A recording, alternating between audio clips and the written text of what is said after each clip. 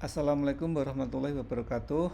Sekarang saya akan menyampaikan materi ekuilibrium umum dalam analisa permintaan penawaran agregatif. Pengertiannya, ekuilibrium umum pada analisis permintaan penawaran agregatif terjadi bila pada pasar komoditi, pasar uang, dan pasar sumber daya manusia dalam keadaan ekuilibrium. Jadi ada 3 pasar yang sama-sama dalam keadaan ekuilibrium. Titik ekuilibrium permintaan penawaran agregatif pada dasarnya merupakan masalah terbentuknya harga ekuilibrium dan tingkat pendapatan nyata atau pendapatan real atau pendapatan dengan harga konstan nasional ekuilibrium. Kurva penawaran agregatif berdasarkan Keynes, yang pertama terdapat ketegaran harga, jadi bisa naik sulit untuk turun, menyebabkan kurva berbentuk bergerak ke atas sejajar dengan sumbu tingkat harga. Berdasarkan klasik, terdapat fleksibilitas harga, jadi harga bisa naik dan bisa juga turun. Ada unsur monosonistik, menyebabkan kurva berbentuk bergerak ke atas sejajar dengan sumbu tingkat harga, ke bawah bergerak mengarah ke sumbu tingkat harga. Kalau kita gambarkan kurva penawaran agregatif, hubungan antara pendapatan nasional dengan tingkat harga yang berlaku. Jadi ini adalah kurva penawaran agregatif menurut Keynes. Sedangkan menurut klasik ini adalah dari C ke AGS, kalau Keynes dari K ke AGS. Kurva permintaan agregatif. Asumsi Keynes. 1. Adanya bagian kurva permintaan uang untuk spekulasi yang elastik sempurna. 2. Adanya bagian kurva permintaan investasi yang inelastik sempurna, sejajar dengan sumbu tingkat bunga. B. Asumsi klasik.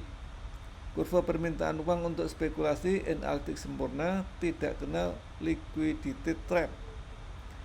Dalam perekonomian bekerja Pico effect. Bentuk kurvanya AGD. Jadi ini adalah bentuk kurva permintaan agregatif AGD. Jadi ini adalah Keynes. Sedangkan ini adalah klasik. Nah, kemudian ekuilibrium dalam model analisa permintaan penawaran agregatif terbentuknya kalau kita gambarkan dalam bentuk kurva. Yang pertama adalah ini pada pasar komoditi, di mana I sama dengan S. Kemudian I berhubungan dengan suku bunga. Kurvanya adalah turun dari kiri atas ke kanan bawah. I sama dengan E0 plus ER. Kemudian ini S berhubungan dengan pendapatan. S sama dengan S0 plus SY. Kemudian di sini adalah letaknya hubungan antara IS, I dengan S, jadi I dan S ini nanti akan membentuk kurva IS. Jadi kalau kita hubungkan dengan menarik dua pertolongan, pertemuannya itu kita hubungkan adalah kurva IS, I sama dengan S, keseimbangan umum pada pasar komoditi. Nah, sekarang pada pasar uang, Y berkaitan dengan L1. Jadi L1 sama dengan K1Y. Kemudian L2 itu berkaitan dengan R. Jadi L2 sama dengan L20 plus K2R, R suku bunga. Kemudian ini adalah garis pertolongannya, L1 plus L2 sama dengan M. Nah, ini adalah pasar uang. Pasar uang ini nanti keseimbangannya adalah kurva LM. Caranya adalah dengan menarik pertolongan pada 3 kurva ini. Nah, yang pertama, kemudian yang kedua kita hubungkan dari dua titik ini, kita hubungkan adalah kurva LM.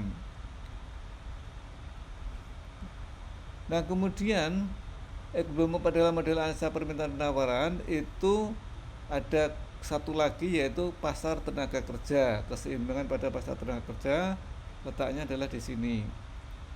Jadi ini kalau kita hubungkan Y berkaitan dengan harga umum. Jadi ini adalah pendapatan nasional sebagai produk berkaitan dengan harga. Ini adalah kurva penawarannya. Yang ini adalah kurva permintaannya.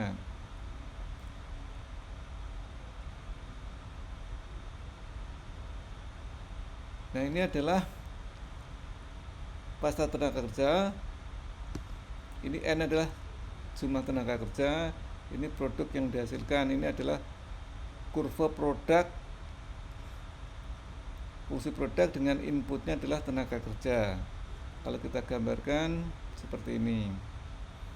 Nah, kemudian harga ini berkaitan dengan upah tenaga kerja.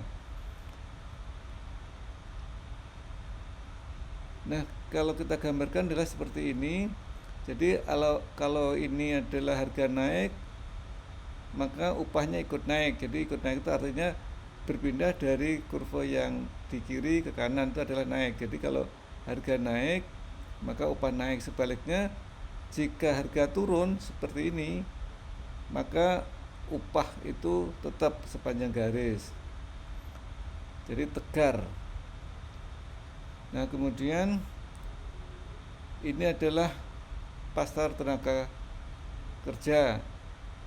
Jadi penawaran ini permintaan tenaga kerja, penawaran tenaga kerja ini adalah penawaran tenaga kerja menganut hukum backwards bending. Jadi semakin tinggi maka kemudian melengkung ke belakang. Ini adalah permintaan tenaga kerja. Nah, kemudian keseimbangan umum terjadi. Ini adalah keseimbangan umum. Jadi pada pasar tenaga kerja, dan kemudian kalau kita arahkan ke sini, ini adalah keseimbangan umum baik pasar uang maupun pasar komoditi. Jadi ini adalah equilibrium umum dalam model analisa permintaan penawaran agregatif. Demikian yang bisa kita sampaikan, mudah-mudahan ada manfaatnya. Assalamualaikum warahmatullahi wabarakatuh.